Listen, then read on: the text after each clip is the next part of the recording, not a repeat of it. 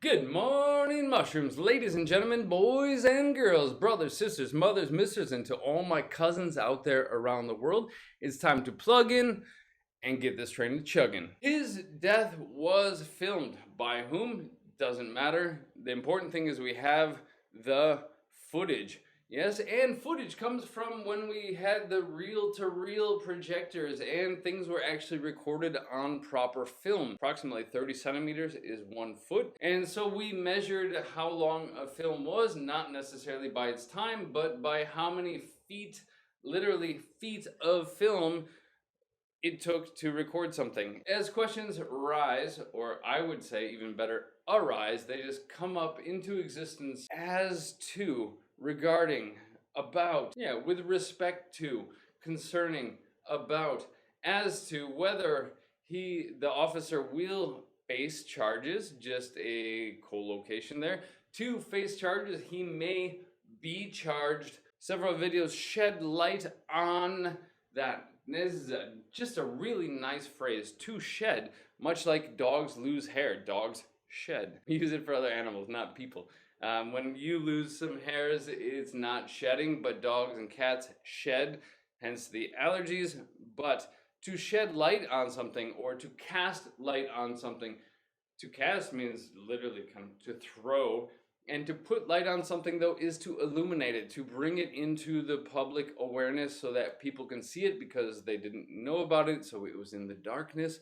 It's all figurative, of course, but to shed light on something is to inform people about it. Moving on. The body cam video shows the moments leading up to. Now, of course, you can grab somebody by the hand and lead them to somewhere. We often refer to events leading up to a moment. And so if you follow the footsteps, misleading, oh, look at that, leading everywhere. Misleading, of course, the prefix mis meaning incorrectly or badly, misleading images. And so they're posting images apparently of demonstrators that will draw you to incorrect conclusions about the protesters. Not a whole bunch of surprise there. Fox News, what can you say? Somebody, maybe, or this person was found guilty. And it's interesting because in court they find you innocent or they find you guilty. Why find? I don't know, but that's what we say. The jury or the judge or the court, I don't know how it works in the Philippines, but that person was found guilty of cyber libel. Libel or slander, slightly different legally, I'm not 100% sure, but that's when you try to, old vocabulary, tarnish somebody's reputation, make them look bad intentionally by publishing false information, false news about them in order to hurt their reputation for business or personal vengeance or recycled vocabulary. In latest, the most recent blow. In this case, blow, it's not about the wind, but a blow means a hit. And so this is another, not criticism, but another damaging action done to the idea of free press because, well, anytime you have a dictator, they pretty much try to limit the free press. Moving on. Trump's showmanship. It's a fun word because he is a showman, a person who likes to show off, who likes to do and be in the spotlight, in the public view, to backfire. If you do something and you're trying to do something, but it has the opposite effect than what you intended, that is to backfire. Much like if you were shooting a gun and then it fired back at you, obviously then injuring you in the process, that is where the term comes from. And so yes, if something has the opposite of the intended result, that is to backfire. Moving on. In his lockdown gamble, yes, to gamble on something, to play the percentages, to play the odds. You put money on a horse, poker, blackjack, etc. You're taking a chance, taking a risk. And so if something pays off, you then, you get the benefit, you get the reward of the chance that you took. Much like gain the benefit of some sort of effort. And so hopefully for him, his gamble, the chance that he took, will payoff will give him some sort of benefit. What, we're like 6, 7, 8 highlights or headlines deep, and we've not heard anything about coronavirus. But here we go. Chinese company says that their vaccine induces antibodies. Now, induce, produce, very similar. To cause something to happen, to bring something into existence. The vaccine itself does not produce the antibodies to the virus, therefore giving you immunity to the virus, but it causes the body then to produce them. I think, if I'm not mistaken, that's the general whole purpose of a vaccine, so I don't see how this is that newsworthy. Moving on. Casinos are catering to illicit Chinese gamblers. If something is illicit, you hear about illicit drugs because, well, some drugs, some medications are legal, obviously, and others are outside of the law and therefore illegal. And if it is outside of the law, then it is illicit. And so illicit gamblers, illicit gambling, it's not regulated by whatever government or governing bodies that might be controlling it. And the casinos are catering to that. And so to cater to somebody's needs, wants, desires, etc., is to customize your actions to fit their needs. And so these casinos are apparently catering to illegal gamblers in some way. Haven't read the article. It's Monday morning. I just crawled out of bed. I'm still is ubiquitous. I don't follow it, but it even turns up here on CNN. So a messy milestone in the first game back for Barcelona. Football has restarted. The season has resumed or something, I don't know. A milestone, just like the Romans when they built roads around Europe. Roads did not exist, but in order to facilitate the transfer of people and goods, they built roads everywhere, but they didn't know how far things were, and so they'd put a stone, literally a stone, every mile between things, and so that way you knew how far you had gone and how far yet you had to go. In life, though, we refer to milestones, and it means a serious, significant event against which you can measure your progress. For most people, major milestones in their lives, maybe graduating from high school, maybe finishing university, first big job, a promotion, getting married, having kids, etc. Those are the milestones. Sorry about that. Wasn't watching the comments. I was just caught up in my monologue. There we go. Now I can touch the words. Those big events which mark progress. Moving on. On to invasive species. Wow, we're really hitting the different things, and so now we got some nature news, some biology. A 17-foot python, that's 5.5 meters, was captured. Same thing as caught, really.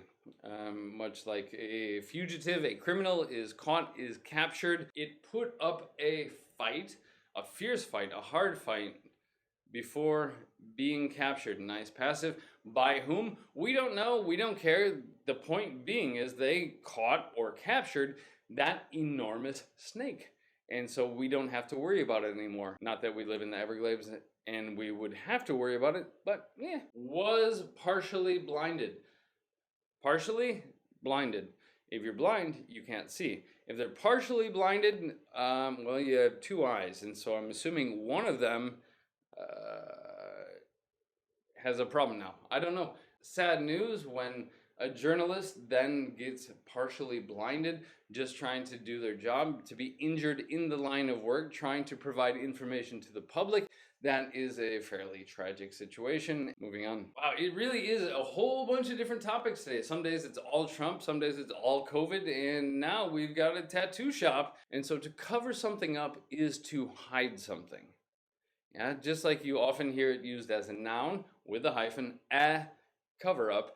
Politicians trying to hide some sort of scandal so that it doesn't come into the public light. But then that's the job of journalists, to shed light on these scandals. But yeah, to cover up, to hide something. Entertainment news. Beyonce, I believe that's how you pronounce that. Beyonce. Beyonce pens an open letter to the Kentucky attorney, blah, blah, blah, blah, blah. To pen, literally to write. She wrote an open letter. because you use a pen to write. And so she penned an open letter. And so you're directly addressing that person, but in a public fashion. To write an open letter, to pen an open letter to somebody, scientists have proved. I would personally say have proven. I just had to check it out. And yes, the past participle of the verb to prove can be proven or proved. I don't know, it just doesn't feel right to me, but it does make it easier for non-native speakers because then it becomes a regular verb. Prove, proved, proved. Sure, why not? Have proved that birdsong is more human than we believed. To empower a champion. In this case, albinism has empowered a champion. And so power, add the prefix M, meaning to make it more powerful. It gave this person power and enough to become a champion. I'm sure it's a heartwarming story. Overcoming difficulties, overcoming prejudices. I recommend you read it. But moving on. So the rest of them stay stronger because the weak are not able to reproduce, killing things off in order to improve the immunity or the strength of a group. It's obviously an opinion piece. To undo something, to do, to undo. That's it, basically. So to undo progress is to set society or yourself back to where it was. You hear about setbacks or something is setting us back. It's undoing the progress which had been made in the past. Personally, I'm all about donating my body to science, but there's a lot of people out there that probably would be upset if somebody else came and just took the bones of their ancestors without asking them, at least. But yes, they've hit another milestone. To hit or to reach another milestone, some point in their journey to a goal against which they're able to measure their progress. Just like if I were to drop this glass of water onto the floor, glass, you could say, yes, of course it would break. But things that are very brittle and fragile, they will break into many, many pieces, and that is to shatter. And so yes, to shatter somebody's heart, to shatter somebody's emotions. In the UK, they say if you're often very tired or something and unable to function, they say, I'm completely shattered. And just meaning in a million different pieces, and therefore, if you're in a million different pieces, you don't function well. Just like I could spill coffee accidentally, the coffee would escape the mug over the top of the rim and onto the floor. That is to spill. Apparently laundry is spilling plastics into the ocean. I don't know. A woman hatches ducklings. We've had to hatch a plan in the past. This is literally hatching eggs. And so she's probably keeping the eggs warm so that way the ducklings are able to peck their way out and hatch. And so she's hatching these baby ducks from supermarket eggs. That's kind of creepy because I don't want little baby ducks in my eggs. As far as I know, I only buy chicken eggs. As far as I know, what do I really know? At least I know they're not snake eggs. To match just means to be basically the same as something else. So they were apparently wearing matching outfits. Everything I know about fashion, and as you well know, I don't know anything about fashion. I just wear a black t-shirt, a 10-year-old black t-shirt. I like this one. It's just, well, I don't like the headline, obviously, as always. I don't like the news. I don't like the headlines. I'm talking about the language. It's a good phrase, to kick somebody while they are down. And so they're already feeling bad. They're already in a bad position, figuratively, on the ground. And then to go and kick them to add insult to injury, to rub salt in the wound, to make the people feel worse when they're already in a vulnerable position. And just to add insult to injury, he's kicking them, making things even worse for them. A nice word and collocation, because it sounds nice, because we've got the F and the F. A formidable foe. A foe is an enemy. You don't hear it so much, except in weird collocations like this. And formidable means to be feared and or respected.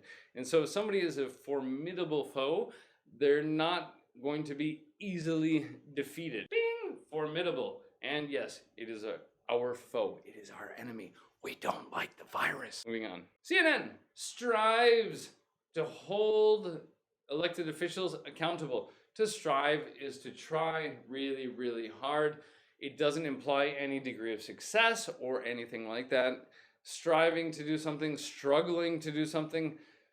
Actually, I had not thought about it until just this moment. Is there much of a difference between strive and struggle? Struggle sounds like very physical effort. Strive to me sounds more like mental or in your heart.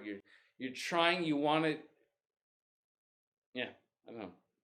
To strive to do something, it means try really hard to do something. And they're to hold somebody accountable, to hold them responsible. Basically the same thing. To scrutinize as a verb, it means to look very closely at, to very closely inspect something, checking every detail. And so, antitrust scrutiny, in this case, trust is like a monopoly.